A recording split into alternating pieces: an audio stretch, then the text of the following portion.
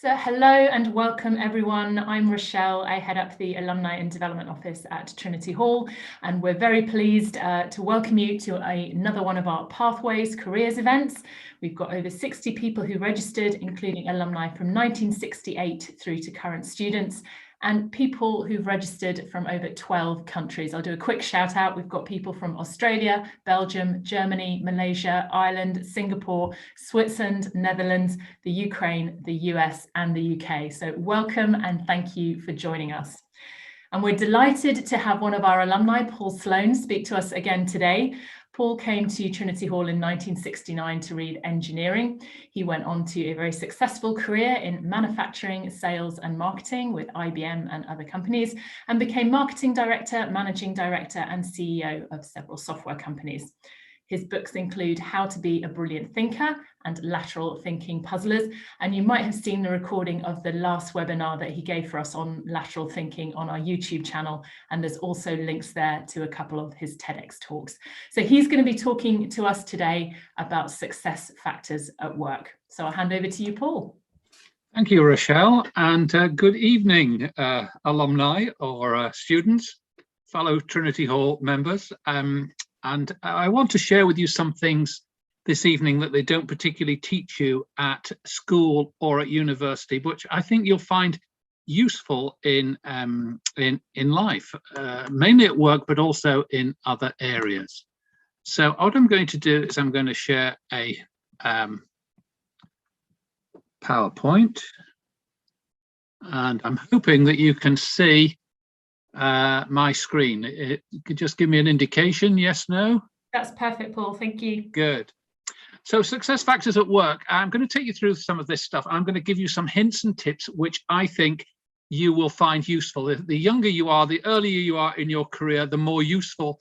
And maybe if you're a bit of an old timer like me, you can look back and say, you can either testify to the veracity, or you can comment on this later and say, no, Paul, I disagree. But I think you'll find it interesting stuff. So I've got very fond memories of Trinity Hall. I came up in 1969 as a boy from grammar school in Blackpool. I was fortunate enough to get into Trinity Hall. And while I was there, I rowed and coxed for the college. I played football for the college. I played chess for the college and for the university. I appeared in a couple of productions for the Preston Society in amateur dramatics. And while I was there, the very first week, I met a girl called Anne Rowlands at Homerton College, and we went out and we got married in 1972. Next year, we celebrate our 50th wedding anniversary. We have 3 daughters and 6 grandchildren. So many happy things to remember about Trinity Hall in Cambridge. I really loved it, and I would encourage you, if you are an undergraduate, if you are a student in Cambridge, to make the most of every moment, because they're very few. It's very fleeting. It's a wonderful opportunity, once in a lifetime opportunity. So absolutely live every moment of it would be my advice. And this, funnily enough, was taken 2 years ago at the 50th anniversary of our matriculation. So 50 years after coming up in 1969, in October 2019, we were recalled. There were 100 undergraduates in my year, and this is the selection who made it through to the 50th anniversary. And many of them have been very successful. That's me in the bottom right, next to the end, penultimate sitter on the bottom right of the picture. And the chap next to me with the sunglasses on, I said, "What do you do?" And he said, "I'm an actor." And I said, "What have you been in?" He said, "I was in Downton Abbey," amongst other things. He played the king in Downton Abbey. And the next chap along, Jeremy Temkin, was a lawyer. There were a lot of lawyers in my year. And the point about this is most of these people have gone into leadership positions and been very successful. And when you have a reunion in due course, you will find that many of your contemporaries have become successful and have gone on to great things. Not all of them, though. And whether you're successful or not in your chosen field depends upon the choices that you make and the actions that you take. And I'm going to give you some hints on some choices and actions that you can take, which will increase your chances of being successful. So I don't know who you are. I know three things about you. First of all, I know that you are lucky. You're fortunate. If you went to Trinity Hall or at Trinity Hall, you are now at Trinity Hall, you are fortunate.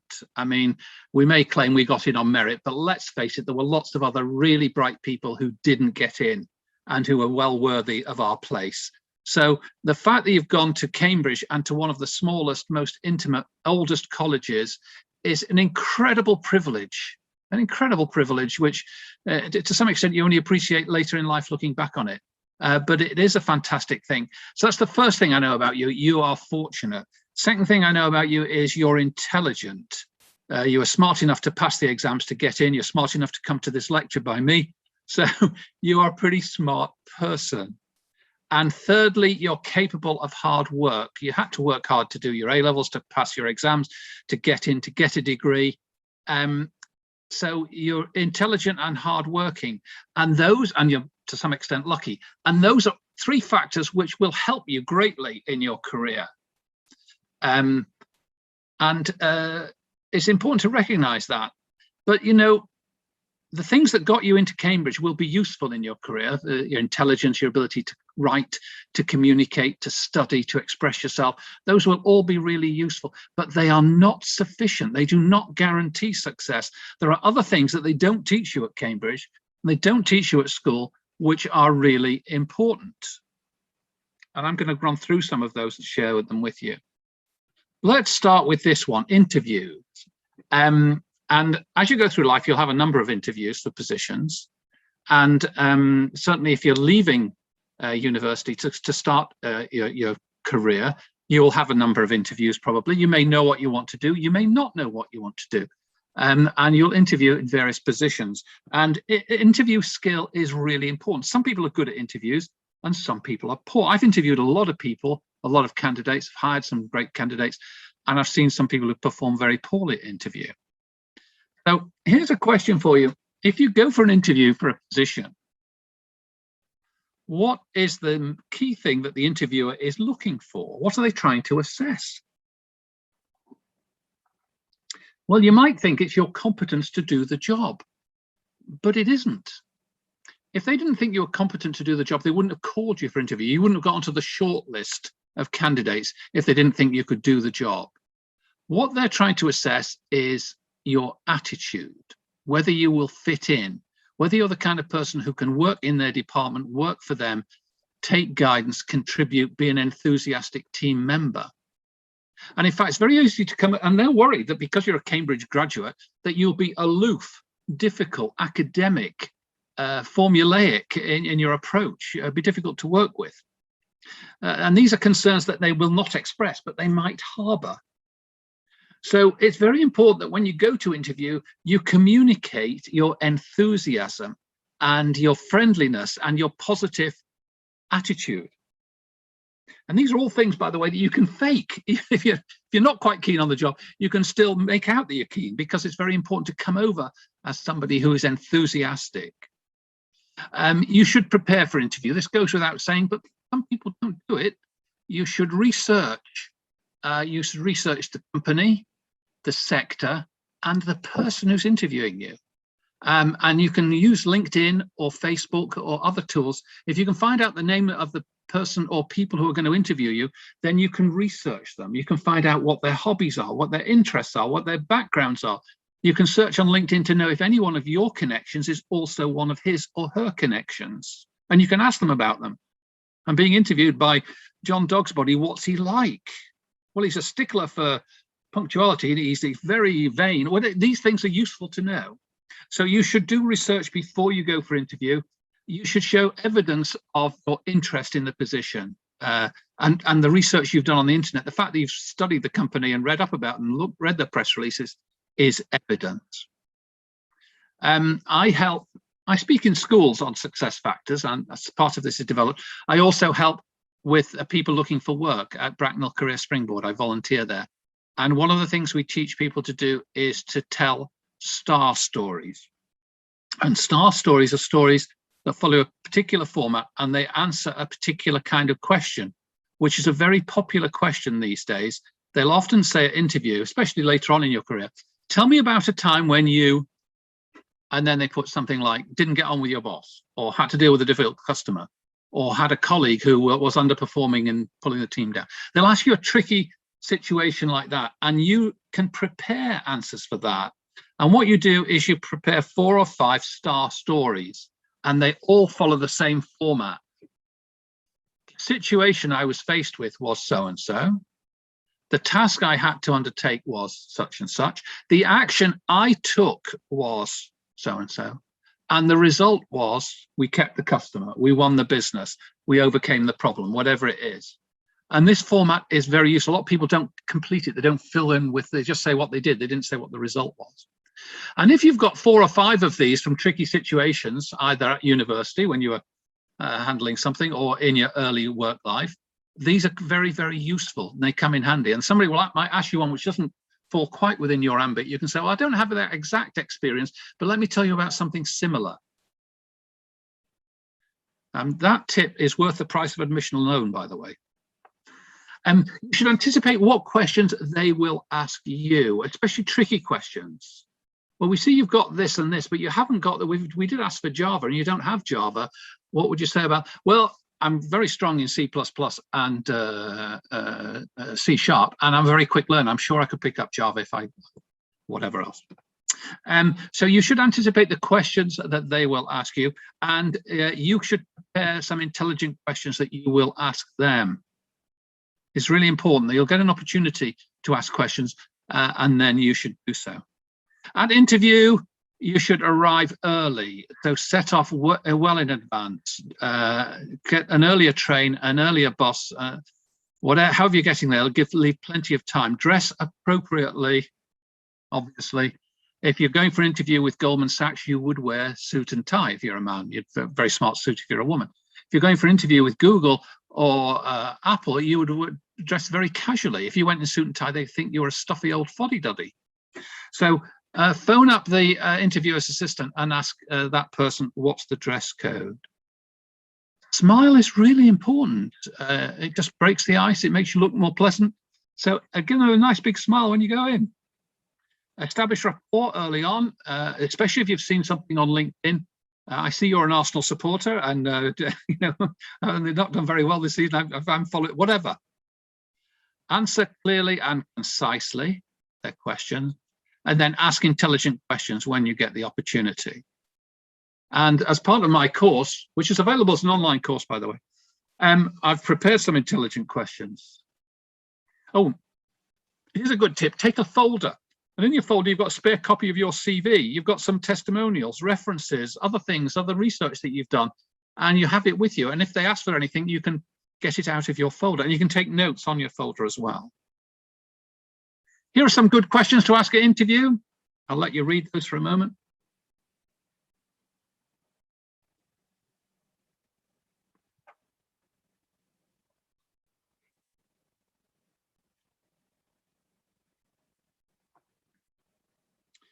Now, the questions towards the end are the power questions. What are the criteria that you're looking for in a successful candidate for this position? Is a super question. Now, bear in mind that HR department put the advert together, but the person that's interviewing you is the department head, and they may have different. So don't assume that the advert, which says we're looking for ABC, is correct. The department head may actually want BCD. And it's really important that you know that. And the follow-up question is a really super question. How do you feel that I measure up to the requirements of this position? And they may say, well, you're good at this and this, but you don't seem to have this. And it's important that you know that at that stage, because then you can handle that objection. I went through sales training with IBM, and it was very, very useful for this sort of thing. You have to flush out the objections, understand the objections, then you can handle them. But if you don't know, they might reject you for something that you could have handled quite easily. All right, anyway, enough of that. I'll say a word about your CV. A lot of people struggle to write a good CV. There is a way to write a CV, and there's a wrong way to do a CV. I've seen a lot of CVs. I review them at Bracknell Career Springboard, and there's a format that we like, and your CV should be no longer than 2 pages. And by the way, if you're north of 50, It shouldn't reveal your age, and it shouldn't go back more than the last 15, 20 years at the most. You shouldn't have anything before 2000 in your CV, because age discrimination is a factor. Funnily enough, if you're very young, you find that there's a stage in life where you're too young to get the job, you're too inexperienced, and then you reach a stage where you're too old and people think you won't be flexible or dynamic enough. And there's a golden period when you're really desirable, and that's really in your 30s, I think.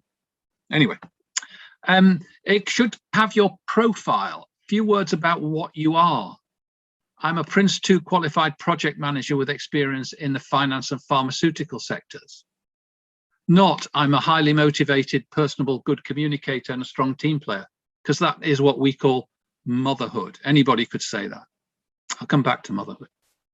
It should have key search term, because people will enter your CV into their recruiter's database and then they will search it using automatic search routines. So it must have the key search elements which the search engines look for. You should list out, I think, 4 or 5 transferable skills. And I explain these in great detail on my online course. A skill is not an experience. I worked in local authority for 20 years is not a skill. It's an experience. I manage projects on time and within budget is a skill, and it's transferable to any other sector. Anyway, and once again, key search terms. Achievements, you should list your achievements. So at the top of the first page is the most important part of your CV. Most recruiters glance at CVs for about 10 seconds or less. And they look at the top of the first page. If what's there does not attract their interest, you go on the reject pile. It's not unusual for a position to get 100 applications and people go through them very, very quickly. So that you should have your profile, what you are, your skills, what you're really good at, and that would be useful to an employer, and then evidence that you can deliver, your achievements. While I was at Barclays, I managed the outsourcing of the call center to India, saving £10 million or whatever. And the recent experiences then goes in the next page and a half. You should minimize motherhood.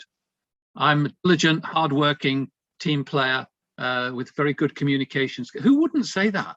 Everybody, anything that anybody would say is of virtually no value.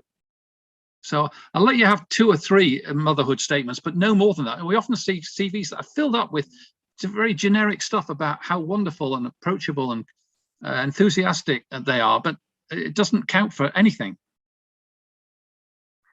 Get it checked. There's nothing worse than a typo on a CV.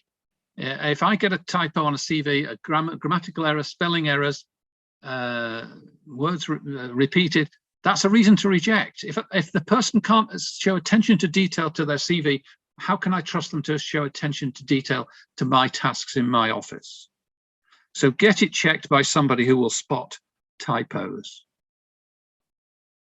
I'll just say a word about verbs. The verbs you use on your achievements and your experience, wherever possible, try to replace weak verbs with strong verbs.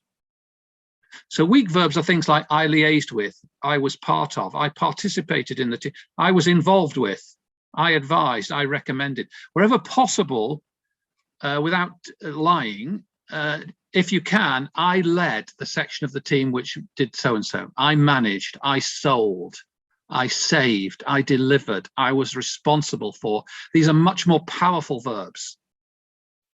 All right, there's a lot more in the course on this, but anyway, moving off that.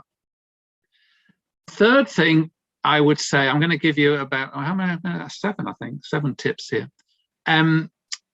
So the first was interviews, the second was your CV, the third is networking. And this is something which is really, really important. And you don't realize how important it is until later. You know, there's an old saying, it's not what you know, it's who you know. And there's a large element of truth in this. The people who will promote you, the people who will tell you about things are people you know and know you. And therefore, the more people you know, the better. And you should develop your network.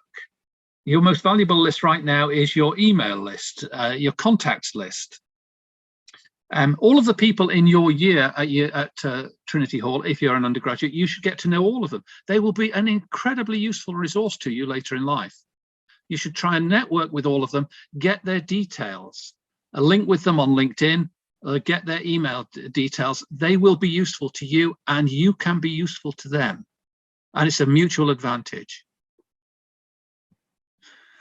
Why is networking so important? Well, I'll tell you something. And you may not know this. Most jobs that are filled are not advertised. They're filled through contacts. So, you know, if I've been a marketing director, a managing director, and if I was at the golf club and I saw my friend Jim and he said, how's things going? I said, well, my marketing manager's just quit. She's gone to Australia with her husband and we've got a big show coming up. I need a marketing manager with someone with digital marketing skills. And if he says, I know somebody who's on the loose, then I'll say, give me his or her details. Why? Because it's a personal contact. I need somebody straight away. It's going to save me the recruiter's fee, which is 15–20%, which I don't particularly like paying. And it will speed things up. Now, you might say, Paul, that's not fair. It's not thorough. It's not properly diligent. It's not due process. But that's the way the world works. People buy from people. People hire people that they know.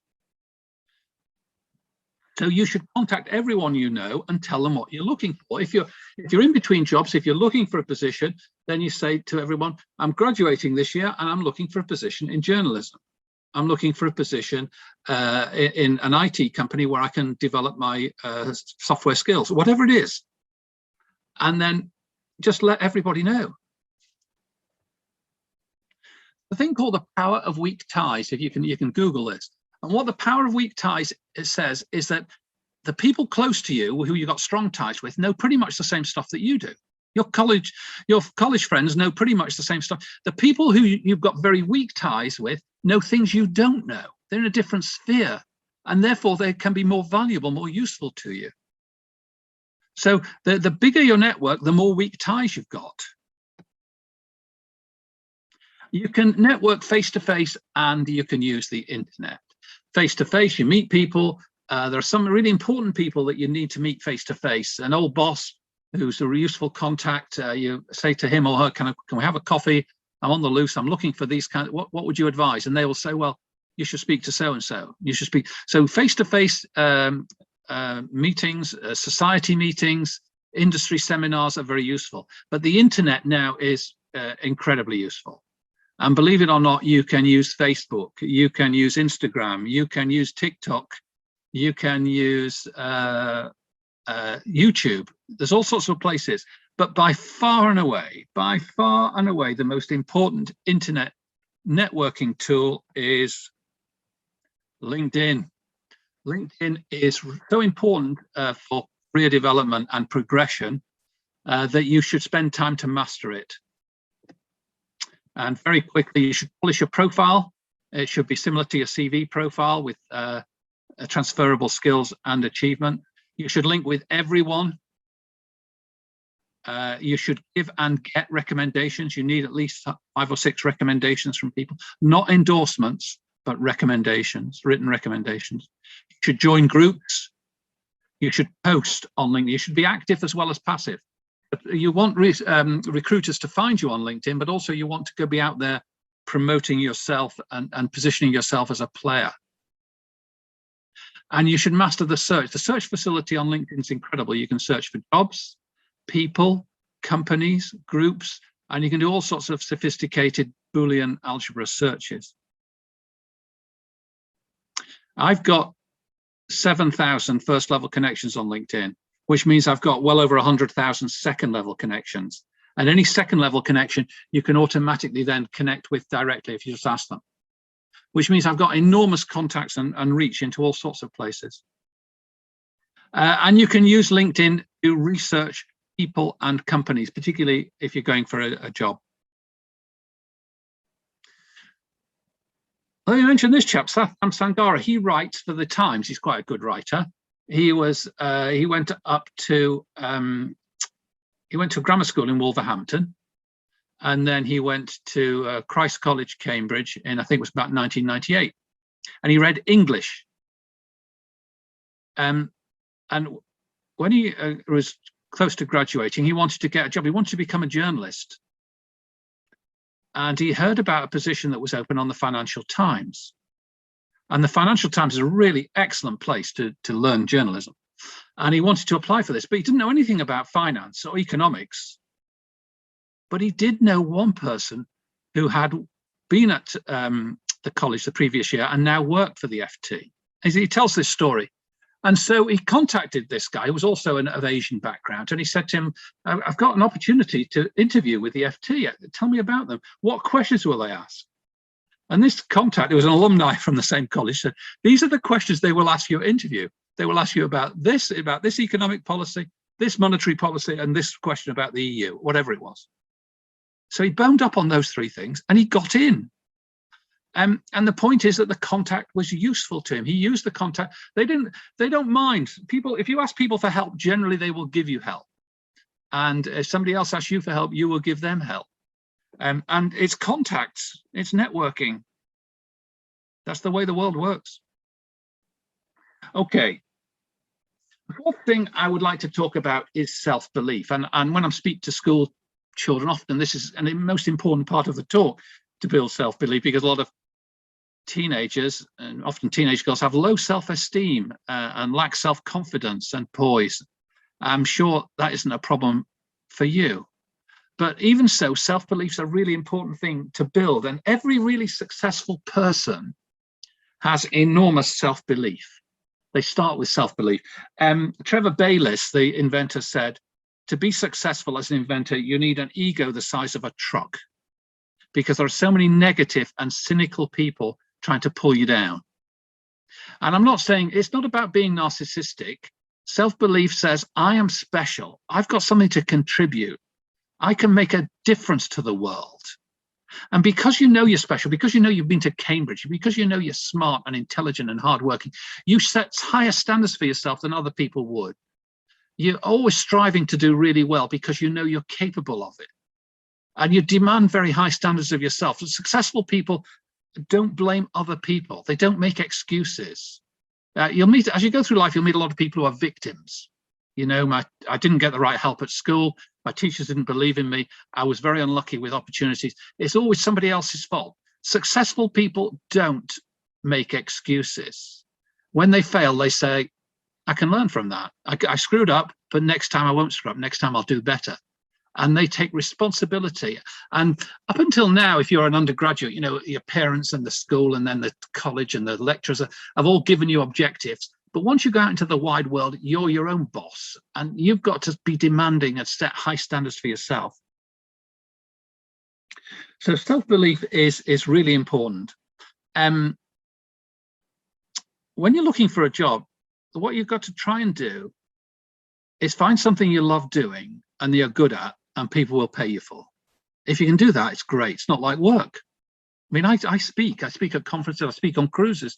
People pay me a load of money to speak at their conference. I love doing it. It's not really like work for me. You know, I even do it for free, like here. But so if you can find something you're really good at and you get a lot of satisfaction from, it's not like work. It's just great. And it may take you a few goes to find that. You may try something, doesn't work, try something else. Eventually, you're looking for something you're really good at. A couple of things for building self-belief that I advise. One is to create your own book of successes. I've got a book of successes. I think it's got about 70 items in now. And you start way back as a child. You know, I won a fancy dress competition when I was a child. And I got I was a patrol leader in the Scouts, and a whole bunch of other things that you know, my GCSEs and my A levels, and then the degree, and all the things I've achieved in life. And you write them down. Anything you were proud of, anything at the time made you feel good about yourself, you write it in your book of successes, and you add to it when you got promoted, when you completed a project at work, something you've got, you know, congratulated for something, you write it down. And then from time to time, when you're feeling a bit low and depressed and down, you go and read your book of successes. And it's motivational. You know, it encourages you. You say, well, yeah, I can. I'm capable of something good. I've done great things. I can rise again. So that's one thing I would say. The other thing I would recommend is at the end of every day, you ask yourself 3 questions. What did I do well today? What went well? And just dwell on that for a moment. Just dwell on the good thing. What could I have done better? If I was, what mistake did I make? I said something which was a bit hurtful then. I should have handled that better. I should have handled that situation. I should have taken more care there. What could I do? And the third thing is, what's the single most important thing I must do tomorrow? So those 3 questions at the end of every day, just as you're getting into bed. What went well today? What could I have done better? What's the single most important thing I've got to do tomorrow? Believe me, that will help. Okay, let's move on. Set yourself goals. I mean, there's a lot of evidence that people who set themselves goals do better than people who don't set themselves goals. And people who set written goals do better than people who've just got mental goals. So write down your goals. And I think you need to set goals in these sorts of areas. Obviously, career. And you don't need to say, I'm 20 now, when I'm 40, I want to be so-and-so. You don't have to do that. You can just plan the next 6 months, 12 months, in a year's time where you want to be. If you're driving from London to Manchester at night, you don't need to see 100 miles, 150 miles. You only need to see the 100 yards that your headlamps light up. And it's the same with goals to some extent. Obviously, if you want to be a top surgeon, then you need to plan all those things out. But if you're in business, you can weave your way through business and go from one company to another without having a detailed plan in advance. But you do need short-term plans. There'll be some skills you want to acquire. As you go through life, you're going to have to skill and reskill and skill and reskill. I mean, when I was at university, I learned Fortran, never used it. Most of the stuff I learned at university, I haven't used. I've had to learn new skills in all sorts of areas. And as you go through life, one of the most important things you learn at school and at university is how to learn, how to teach yourself. And you're going to have to keep acquiring skills. The things you'll be doing if you're 20, in your 20s now, by the time you come out of the workforce in your 60s or 70s, you'll be doing all sorts of things that are unimaginable to us today. There'll be jobs that we can't even conceive of. So you're going to have to skill and reskill. And so you set goals for skills, set goals for health. Yeah. As you get older, your health becomes more and more important. You take it for granted when you're young. But health and fitness is really important, because if that goes, you've had it. Anyway, financial, you should build wealth. One of the things they say, another tip, your 20s are for learning, your 30s are for earning. During your 20s, you should be acquiring skills, getting really useful experiences, moving from place to place to acquire those skills. And they should pay off big time in your 30s. And when you earn big money, you should save some of it. You should invest it in property and shares and pension. But that's a whole separate presentation, as you know. Social, what social skills do I need? Which groups do I want to belong to? I want to be in the golf club. I want to be in the Rotary. I want to be move up using these relationships. I want a girlfriend, I want to get married, whatever it is. You can set goals for these things. And you can then say, what do I need to do to achieve the goals? You can break down from goals, you get objectives, and from objectives, you get tasks and to-do lists. And personal development, I want to learn to play the guitar. I want to, learn to speak Spanish, whatever. Set yourself goals in all of those areas and then measure yourself against it. You're your own boss now. Okay, how to get promoted at work. We could talk about this for a long time. And as I said before, the skills that got you to Cambridge and get you a degree are useful, but they're not sufficient. Let me stray onto very dangerous ground here and say this. Girls do better than boys at GCSE, that's a fact. Girls do better than boys at A-level, that's a fact. Women do better than men in terms of degrees, that's a fact. Men do better than women at work, generally speaking, in terms of promotion, and that's a fact. Now, there's all sorts of issues there and reasons, but one of them, I think, is that if you assume that just working hard and doing a good job is sufficient, then you're making a mistake.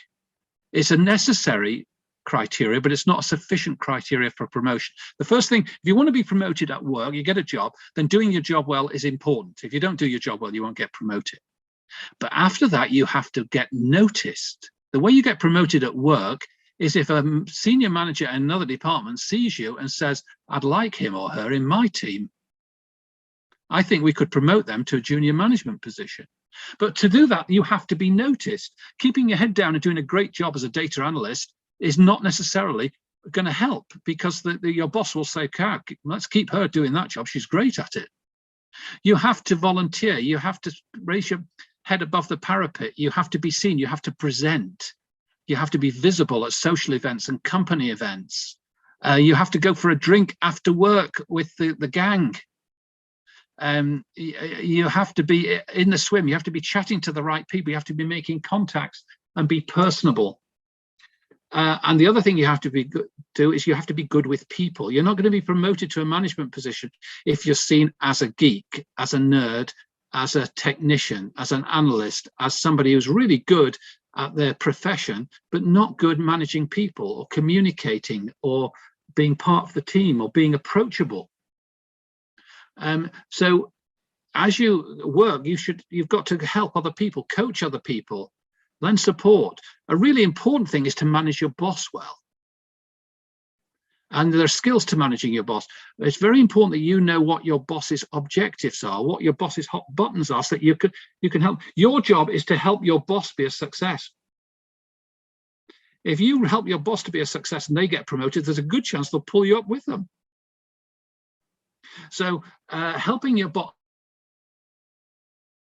techniques that you can use for this, and I explain them more in one of the courses I've done.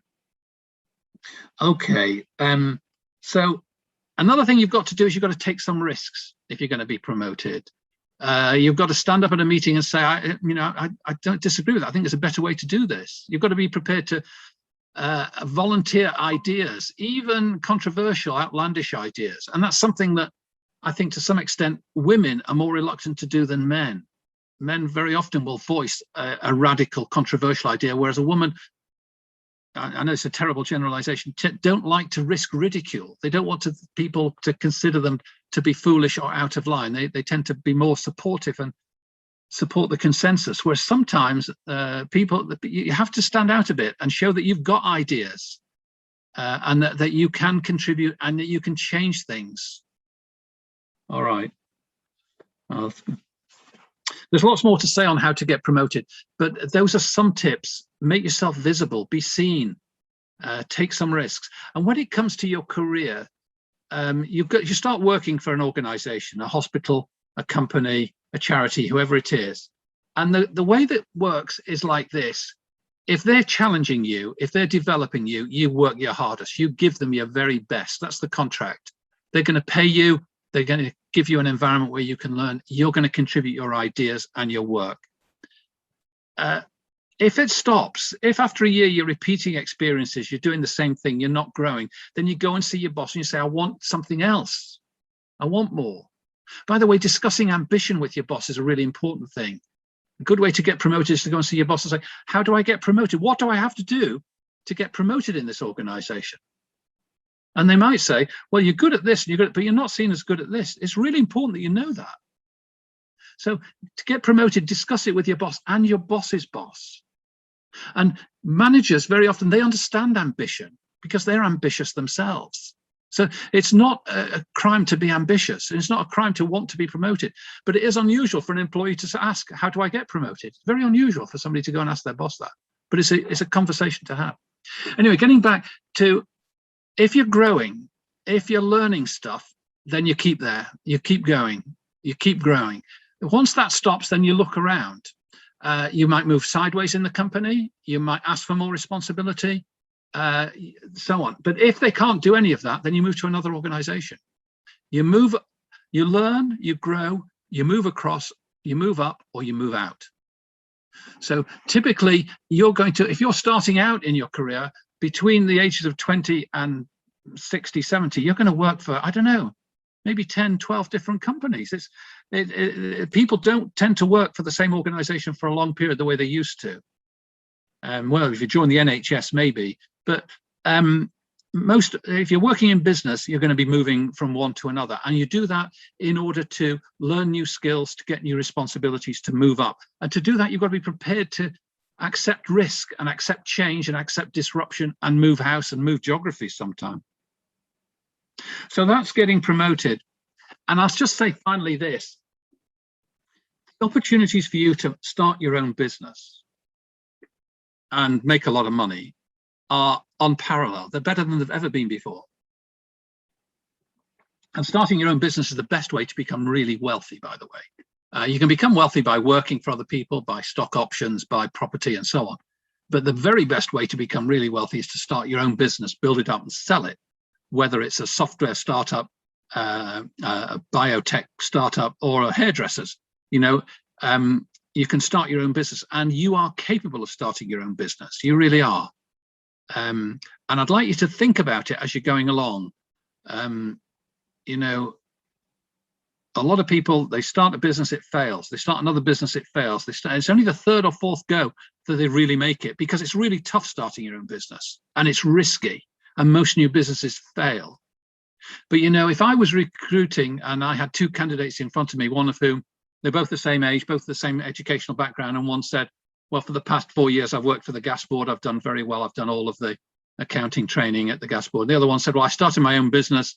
I built up the website. I got finance. I acquired customers. I did all the marketing. I arranged the IT. Unfortunately, it failed because of technical difficulty. Which one's the more impressive candidate?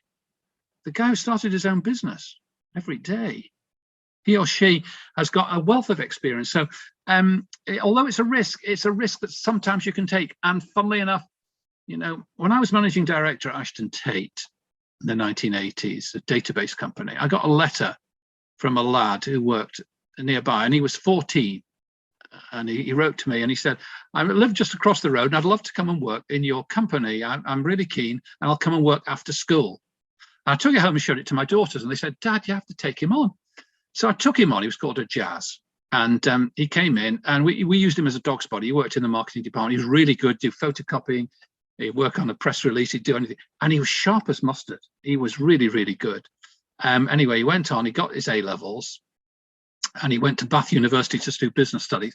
And I employed him again in the summer vacation when I was now vice president at Microsoft. And he was working for me one day. I still treat him as a bit of a student, even though he'd come on a lot. And he said, Paul, I want to quit university and start my own company. I said, Jazz, whatever you do, don't do that. Finish your degree, work for a couple of companies, get some more experience. By the time you're about 30, that's a good time to start your own company. He said, no, I find university boring. I find the people dull. I wanted to start my own business. And he ignored my advice, and he started his own business. And he now employs over 3,000 people worldwide. He runs an agency called AKQA, which is one of the leading digital marketing agencies in the world. And they've got Nike and Apple and BMW as their clients. And it taught me a lesson that you can never be too young to start your own business. You can never be too old either. You can start your own business at any age, and it's a great opportunity. And if you've got it in you, if you've got the drive and the ambition, then it's something you should definitely consider. So here's my advice to you in this presentation. Sparkle at interview, come across as somebody approachable, friendly, and somebody that's easy to work with. Polish your CV, get it checked, follow that format: profile, transferable skills, achievements. Network like crazy. It's not what you know, it's who you know. Build your self-belief. Believe in yourself, demand very high standards of yourself, because you know you're special and you've got something to contribute. Set yourself goals in lots of areas and measure yourself against those goals. Break the goals down into smaller tasks, that steps that you need to take, and then those go on your to-do list. Get promoted at work. Talk to your boss. Understand what's necessary. Keep growing. Move up, move across, or move out. And consider starting your own business. There's a wealth of opportunities. If you can spot an opportunity, you can try new things. With the internet now, you can start a very small business and you can reach a worldwide audience relatively easily. Here are some of my books, which I'm going to plug very briefly. Mathematical lateral thinking puzzles, great for anyone interested in maths or kids who are interested in maths. Think Like an Innovator, published by Pearson. Lateral thinking puzzles is my bestseller. Over 500,000 of those have been sold. How to Be a Brilliant Thinker with Kogan Page. And my most recent book with Des McHale, 1, 2, 3, 4, Wacky, Witty and Wonderful Words. If you like words, that's a great book. Contact me. If you want to contact me for any reason, you can link with me on LinkedIn, please. This is my email address, psloane@destination-innovation.com. That's also my website, destinationinnovation.com. And I'm on Twitter @Paul Sloane. Good. That completes my presentation. I'm going to stop share. And I'm quite happy to handle any of your questions. If you want to object to anything, disagree with me, tell me I'm wrong. Thank you so much, Paul. That was really fascinating. So yeah, we'll encourage you to ask questions, or do please comment in the Q&A box. If you have experience of seeing lots of CVs or interviewing yourself, then do let us know and share the tips. I particularly, Paul, like the star stories tip. That's something I'll definitely be thinking about.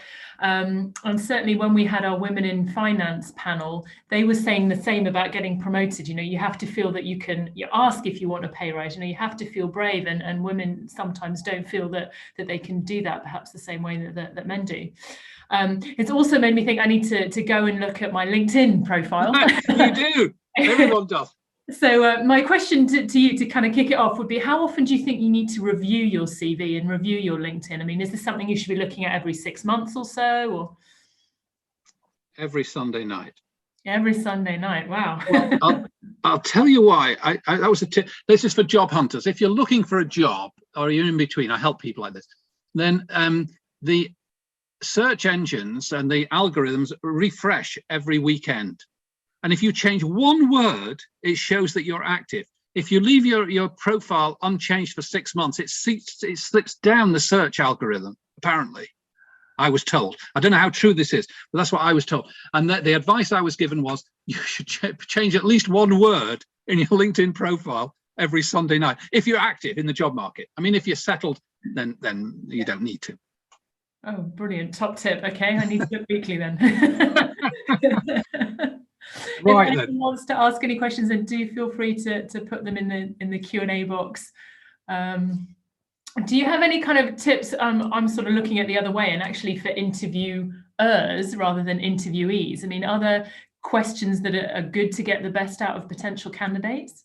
Yes, I think there are some terrible questions that people ask. You know, what are your strengths and weaknesses? Is a terrible question. Things like that. So the questions I would ask, you know, I used to ask people, you know, what's 20% of 20 and things like that. A lot of them couldn't do that.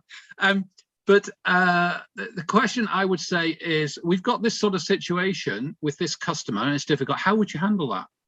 And it's a very difficult question to prepare for. Mm-hmm. So they've got pat answers to all the standard questions.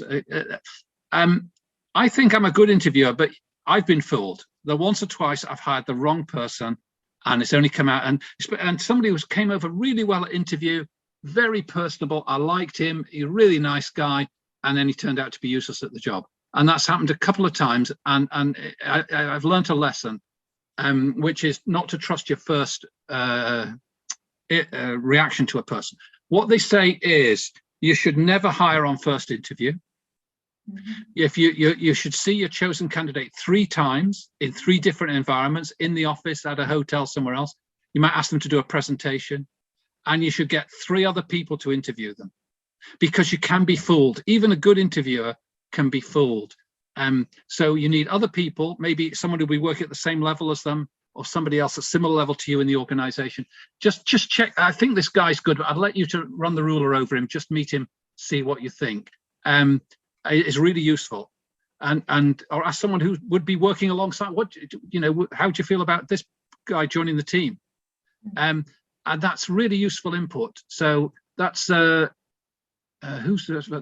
was a management guru gave that advice. The rule of 3. 3 times, 3 places, 3 people.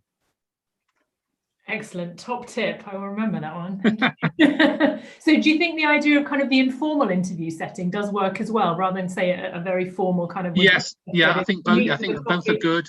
So I think a formal interview where you grill them is good. I used to do that. But an informal one where you chat to them, get to know them a bit better is good. And another thing, if you're not sure, I've got ask them to come back and do a presentation. Just tell me about a project that you've worked on, and then you can ask them some questions and you see what they're like on their feet and presenting. And especially if they're going to be in an environment where they have to present and be in front of customers, then that's useful to see. That's great, really helpful, thank you. We've not had any questions come through yet. I'll give you a bit of time in case anyone's got any they'd like to ask. A couple of lovely positive comments saying thank you so much, Paul.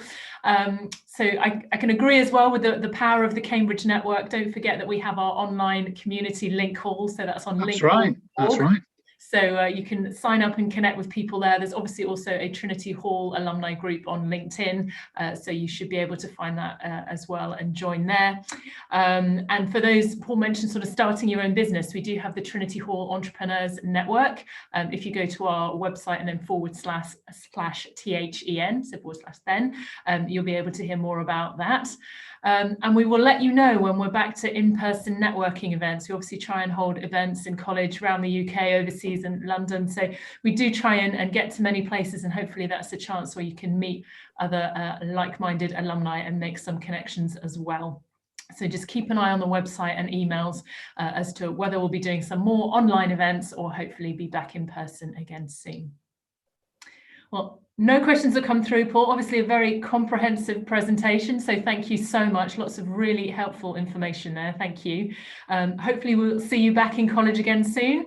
So thank you so much, Paul. Thank you to Elena from my office for all the organisation behind the scenes, and obviously a huge thank you to you for watching. Hopefully see you again soon. Take care. Bye for now. Thanks.